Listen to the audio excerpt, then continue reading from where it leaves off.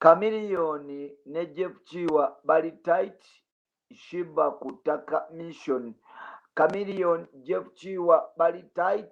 Sheebah Kutaka. Chameleone asobola okuba nti akomyawo Jeff Kiwa Kukido okusobola okuba nti bakola ebintu ebyenjawulo. Jeff Kiwa asaze okuba nti naye akomyawo Chameleone Kukido. Mission Pinky, Mission Jose Chameleone, Mission Sheebah. Kati we twogerera byonna differences zebaali balina bastad aside. Sheebah down. Sheebah asobola okusurvivinga the two musical giants. Mpola mpola, the baddest manager, the baddest artist. Why Chameleone yasaze okuba nti asidinga ne Jeff Kiwa? And why should we think Sheebah obolyawo yettaga Sala Mukama yamba ng'oluyimba bwe yaluyimba okusobola okuba nti asurvivinga the two lions nga begase? Jeff Kiwa yasala okuba nti asula Sheebah era nga obolyawo Sheebah kalungi yasobola okuba nti naye atambulayo n'omusajja manyikidwa nga Lisa okusobola okuba nti ayongerayo ne music career ye mpola mpola. Sofa okuba nti ekirungo akiteekawo olutalo lw'amaanyi nnyo ddala. Jeff Kiwa yasobola okuba nti aleeta abantu ab'enjawulo ku board mpola mpola. Jose Chameleone yagambye nti naye abantu alina okuba nti asupportinga emisaayi emito okusobola okuba nti gikula. Omwana ono Pinky almost yali asoundinga nga Sheebah, batandise okuba nti bamukyusa okumuteeka mu line. Music wa Sheebah kati takyatambula era nga Chameleone ne bwe twogera yasobola okuba nti awa Pinky oluyimba olupya bwetu ne video esobodde okuba nti efuluma olunaku lwaleero. Amaanyi bagataddemu Sheebah kalungi ayinza okuba nti tasigalawo.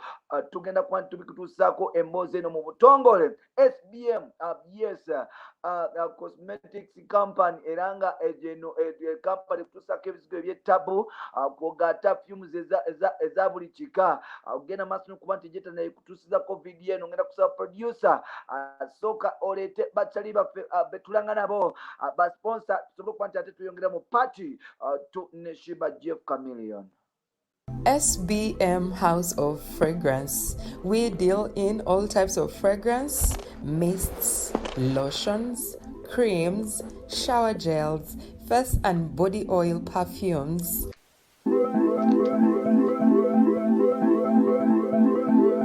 Contact us on 07043 00645 or 078 599 1435. We deliver to your place of convenience.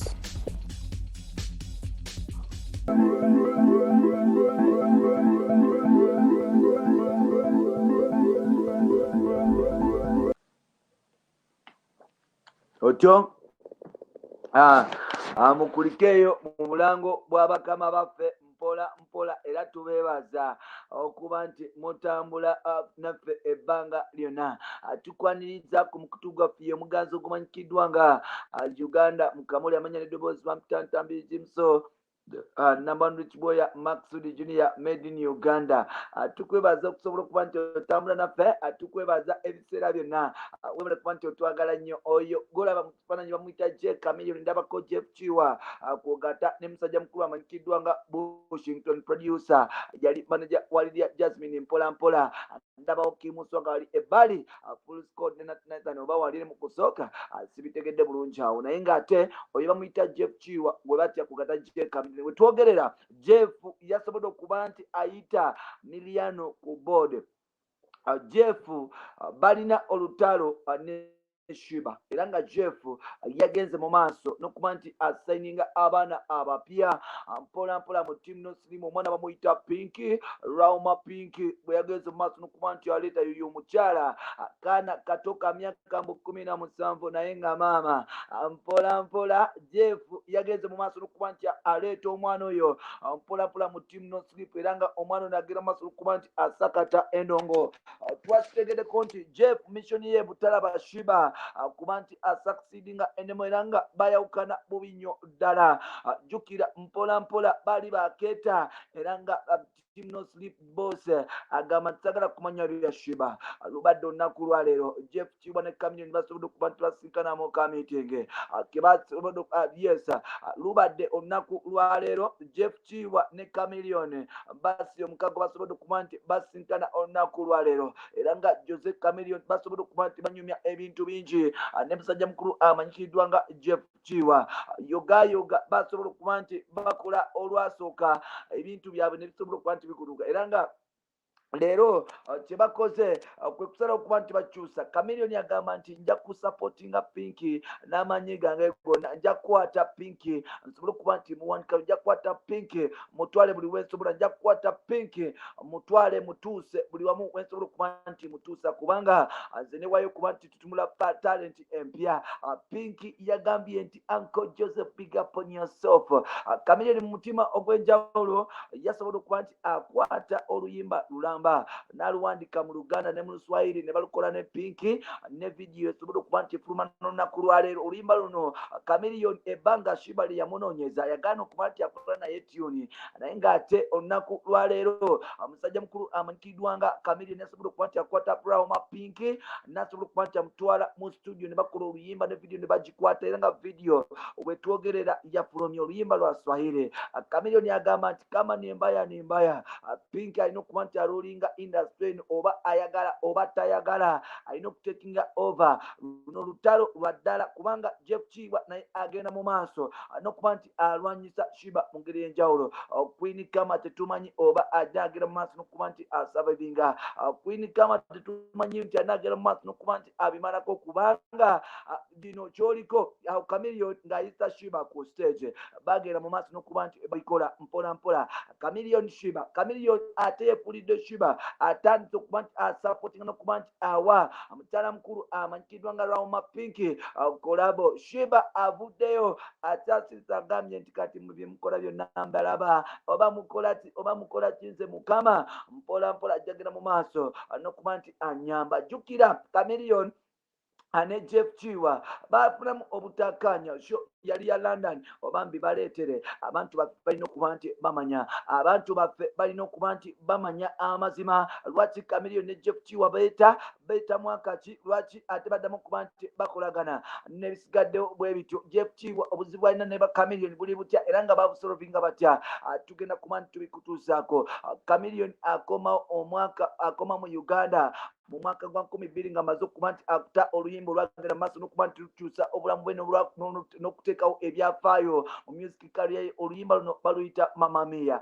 akomawo mu kibuga Kampala yali atandise okuba nti akola nga alina omukyala amanyikiddwa nga Dorotia nga manager we ebiseera ebyo baali bamuyita Humphrey Mayanja ebiseera ebyo yali akolera ku kye bayita William Street era nga Humphrey Mayanja nga tanabagenda mu America yasobola okuba nti ateeka Chameleone wasobola okuba nti ateeka mpola mpola Humphrey Mayanja ali mukwano gwa Jeff Kiwa era nga Jeff Kiwa yali atunda masimu wali ku William Street Jeff Kiwa yasooka okuba nti awa Chameleone esimu Jeff Kiwa yatandika mpola mpola okubeera so close ne Chameleone n'atandika okuba nti agulira Chameleone engoye ng'azimuleetera mpola mpola Chameleone yagenda mu maaso n'okuba nti amuyingiza game era nga by 2003 2004 Chameleone yasobola okuba nti agoba mukulu we amanyikiddwa nga Humphrey Mayanja nsonga yakuba nti akumpanya sente z'omukulu mpola mpola agenze mu maaso n'okuba nti akunganya n'atandika okuba nti aleeta mukwano gwe yali wa Humphrey Mayanja amanyikiddwa nga Jeff Kiwanuka aka Jeff Kiwa amakinga Chameleone atandise okuba nti ayigiriza Jeff Kiwa oba manager era nga bagenda mu maaso n'okuba nti bakola Jeff Kiwa bwe yatandika okuba nti akola ne Chameleone yasobola okuba nti aleeta award ez'enjawulo okuli zipama awards ezagenda maaso n'okuba nti zikyako ebiseera era nga Chameleone yasobola okuba nti afuna nekola awards ezimu ku awards ezaali ez'amaanyi ezisinga mu Africa ebiseera ebyo nga toyinza nakwogera ku MTV Chameleone basobola okuba nti bagenda mu American tour okwali Jeff Kiwa nga manager kwaliko Wizo Manizo, kwaliko Moses Radio, tuweno 2000 bakigenda mu 2016, not biri mu mukaga nga gwakawo mpola mpola. Jeff Chiwa bwe bagenda mu America ne Chameleone basobola okuba nti bakola omusimbi ogw'enjawulo, wabula ate Chameleone yasobola okuba nti akwata omusimbi n'agubalyako bonna ako katono kuba nti atreatinga banne ng'embwa. Bakomawo e Kampala Chameleone nga obaolyawo amaze n'okuba nti ateekawo embeera. Jeff Chiwa yoga n'amugoba mpola mpola. Wizo Manizo kwe kugamba Jeff Chiwa kugata Moses Radio n'abagamba nti tetusobola kuba nti tukolera musajja bwotyo, era nga Wizo yali brainstorm eyagenda mu maaso n'okuba nti ekyuka. Wizo yagamba radio nti tutandika okuba nti tunoonya amagya gaffe, era nga radio ne Wizo ne batandika okuba nti bakolawo ekibiina kyabwe, era nga mpola mpola bakola ennyimba bbiri ezaali produced by Chameleone. Lwakyo Numya basooka kukola nakudati bagenda maaso n'okuba nti lukwata 27 Wizo and radio bava mu Leon Island kugata Jeff Chiwa ne bekutula ku musajja mukulu awanyikiddwa nga Chameleone ne bakuba endongo era nga Jeff Chiwa ne Good Life bagenda mu maaso n'okuba nti banyumirwa nnyo ddala. Mpola mpola bagula amayumba batambula ensi, era bagenda maaso n'okuba nti batigomya music we Uganda kugata n'okuteeka abayimbi ab'enjawulo ku bunkenke okwali ne Chameleone. Chameleone ebiseera ne Jeff Chiwa badde basobola kuba nti betula mu munye kugata radio and Wizo bagenda maaso n'okuba nti bafuuka akabwanengo kubanga Chameleone yabayisa ng'embwa bwe bagenda mu tuwa ya America. Mpola mpola Jeff Chiwa ne Good Life ne bafunamu obutakanye. It was 2014 bwe bagenda maaso n'okuba nti bafuna obutakanye, ensonga zaali z'amagya. Mpola mpola era nga Jeff Chiwa asobola okugenda maaso n'okuba nti asapootinga n'okuba nti asayininga omuyimbi omupya eyamuleeterwa musajja mukulu amanyikiddwa nga Caesarman Kayemba aka Badman Caesar. Omuyimbi ono yali mukyala, omuyimbi ono bamuyita Sheebah Kalungi. Sheebah Kalungi yagenda mu maaso n'okuba nti ajoininga Jeff Chiwa management nga bamaze okuba nti Jeff Chiwa ayawukanako ne ba radio and Wizo.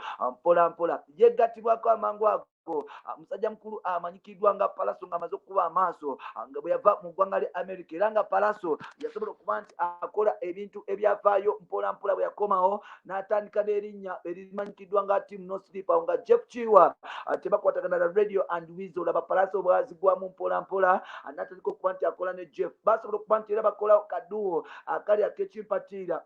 Jeff yasobola okuba nti akwata Palaso Wizo ne bagenda maaso n'okuba nti bakola project ez'enjawulo. Mondongo lwagenda mu maaso n'okuba nti lukola, ne bagenda mu maaso n'okuba nti bakola oluyimba lwe bayita Kabuna Mawanga, bagiyita Go Down Low. Mpola mpola Anono Palaso yasobola okuba nti asika mutowe amanyikiddwa nga AK47 yali mu Leon Island crew kubanga amasanyalaze yali agalina. Good Life ng'emaze okuba nti ekkamu amaanyi mpola mpola. Jeff Chiwa yagenda mu maaso n'okuba nti anyumira, but unfortunately ebintu byagenda mu maaso n'okuba nti bikyukoyo. Chameleone kugata mutowe amanyikiddwa nga AK47 mbadde nkugamba nti 2016 enaku 2016 omwaka gwali gwa 2016 enaku z'omwezi enaku z'omwezi zaali 16 omwezi gwali gwakusatu omwaka 2016 Jeff Chiwa yasobola okuba nti obaolyawo akigwako Palaso like muto wa Palaso, muto wa Chameleone, muto wa Wizo Manizo bwe yagenda mu maaso n'okuba nti afa omuvubuka oyo bamuyita AK47 bagenda mu maaso n'okuba nti anyigibwa ku bbala ya Jeff Chiwa wali Kansanga. Ebbala lino bali bagiyita Dijavo Katsawo bagiyita Donze. AK47 bwe yafa suprint ya Chameleone ne mayanja ya Jeff Chiwa ne mayanja family yatandika okuba nti erabikira ddala nga bagamba nti Jeff Illuminati kanywa musaayi. Bagenda maaso n'okuba nti bamupaintinga ekifaananyi ekya kanywa musaayi ku internet, era nga Jeff Chiwa abantu bagamba nti ali Illuminati. Oyo bamuyita Palaso, oli bamuyita musajja mukulu amukiddwa nga Chameleone, ye mukulu w'aba Jose Chameleone bamuyita Mfre Mayanja, oli ye maama wa baba Chameleone, oyo mukyala bamuyita Presi Mayanja. Ono bamuyita Mfre, ono ali ku left bamuyita Mfre, ali ku right ye Palaso mumanyi oli bamuyita Chameleone ne maama waabwe gali ge malalo ga AK47. 2016 AK47 yafa. Jeff Chiwa nafuna buzibu ne ba Mayanja family. Palaso yasobola okuba nti ava mu Team No Sleep okusobola okuba nti yeyongera nakola ekibiina kye kimanyikiddwa nga Team Good Music.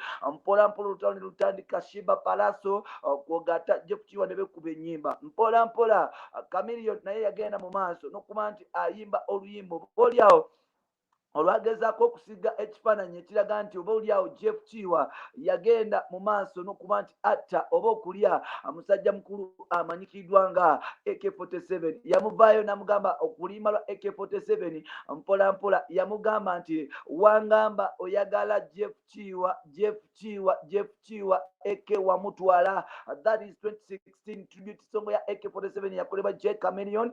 Mulimu line eyo nti Chameleone yainsistinga yayita Jeff Kiwa emirundi ng'esatu muneno oluyimba wangamba oyagala Jeff Kiwa AK wamutwala. Yes, mpola mpola nga kino ekifaananyi kikulaga nti oba oliawo J Chameleone yali agamba nti Jeff Kiwa yagenda mu maaso oba oliawo n'okulyawo oba okutta AK47. Family yagenda mu maaso n'okuba nti ekyakwana nekwata Jeff Kiwa nemukuba mukomera era nga yasobola okuba nti avaayo. Jeff Kiwa ne Mayanja family ne baawula. Palaso nga tambongako, Wizo tambongako, Kamini tambongako. Recently byonna bibaddewo radio amaze okuba nti afa. Chameleone atandika okuba nti babonga ne Jeff. Yes, radio amaze okuba nti afa. Chameleone ne Jeff atandika okubongamu ebyekyayi era waliwo ekifaananyi kye baasooka bali mu America. So kompe ekifaananyi kya Chameleone yali mu sweater I think ne Jeff Kiwa. Yes, ekirala ekyo waliwo ekifaananyi kiri kyekyo. Yes, kyekyo nti olunaku olwasooka kyekyo ekifaananyi ekyasooka okufuluma Jeff Kiwa ne Chameleone bali mu America I think bali na ku nnyonyi.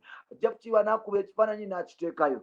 Yes, Chameleone n'akuba ekifaananyi n'akiteekayo. Ne batulaga nti oba oliawo yes era bava ne batugamba nti buli kimu ekyaliwo kyaggwa. Obulamu bulina okuba nti butambula bugende mu maaso era nga Jeff Kiwa yasobola okuba nti oba oliawo mpola mpola bakola ebyenjawulo nga radio amaze okufa ate twali tetumanyi nti oba oliawo balinamu obuzibu ne musajja mukulu amanyikiddwa nga ne mukyala mukulu amanyikiddwa nga Queen Kama One Girl Sheebah. Chameleone ye godfather wa Jeff Kiwa yamentalinga Jeff Kiwa oba manager era nga Chameleone yayamba nnyo Jeff Kiwa okufuuka kikyali apparently mu music industry. So Jeff Kiwa naye n'akwata agamanyi n'agakozesa. Jeff ne Chameleone batandika okuba nti bakolagana 2019 yawo ne bakolagana ddala ate bulungi nnyo mpola mpola ebiseera ebyo yadde nga baali tebakolagana. Oyo Palaso oli Sheebah oli AK47. Palaso Sheebah AK47 team no sleep awo nga yakatandika ngeri ku fire balina zi go down low nga AK47 naye atandise okuba nti akona emusajja mukulu amanyikiddwa nga Bakrimat balina duwa mpola mpola ezagenda maaso n'okuba nti zikyaka life nga it's normal nga ne ba Chameleone bagenda maaso n'okuba nti oba oliawo yes bakitya nga bamutya era nga Jeff Kiwa mukaza ko Jeff Kiwa gwe batya mpola mpola kubanga yali afunye cream talent okuva muri Mayanja family. AK47 olina Palaso mpola mpola olina Sheebah agenda maaso n'okuba nti akolera gwe byoyagala. Fire, it was fire. So Jeff Kiwa bwatyo baawukana ne Mayanja family mpola mpola. Chameleone basala omukago baguzaawo era recently babadde batambula bonna. Waliyo ne ka video Jeff Kiwa ke yatadde yes osimanya ba producer kalina Jeff Kiwa yabadde mu bbaala nga Chameleone bakuba oluyimba lwa Chameleone omanyikiddwa nga Forever mpola mpola Forever nga balukuba mu club. Jeff Kiwa n'atandika okuba nti avimba n'okukiringa ne J Chameleone mpola mpola era nga Jeff Kiwa Chameleone yatadde akantu kano ku status I think yabadde yakusesa si yabadde n'abakusesa ya Chameleone ku WhatsApp n'akateeka n'agamba nti Mr. Jeff Kiwanuka Mr. Jeff Kiwa n'anteekayo bw'atyo ekikwegera ddala nti oba oliawo ebintu bitambula. So Chameleone yavudde n'agamba nti Jeff Kiwa you my long time brother n'okuba nti nkulirawo ekintu kyakabi Pinky ngenda mukuvugira nga bwensobola era nga ngenda mukuteekerawo mu mbeera yonna asobole okuba nti akwatayo. Chameleone yasobola okuba nti naye akwata Pinky n'amutwala mu studio ne bakola oluyimba luno lwafulumye. Jeff Kiwa agamba nti I want to see Sheebah nowhere. Saagala kuddamu kulaba Sheebah wantu wonna musical era njagenda mu maaso n'okuba nti mbikola. Chameleone avudde n'agamba nti nja kuwa support gwe tofaayo. Ensonga ya Jeff Kiwa ne Sheebah sibitegeera ate nga Chameleone ne Sheebah badde manyi nti ebintu bibaawo.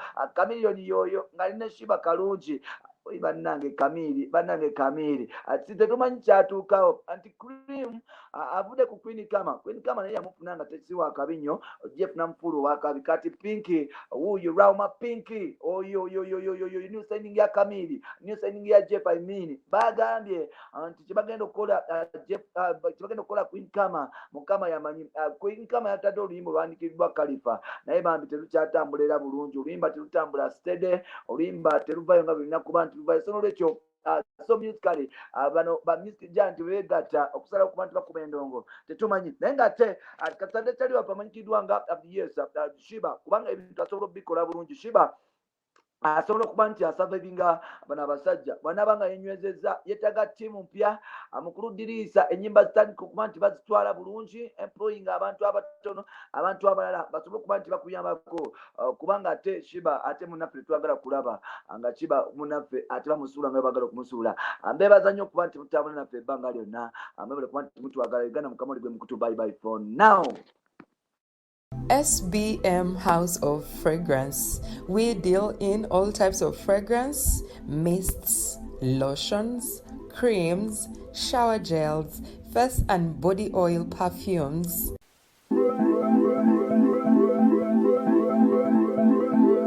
Contact us on 07043 00645 or 078 599 1435.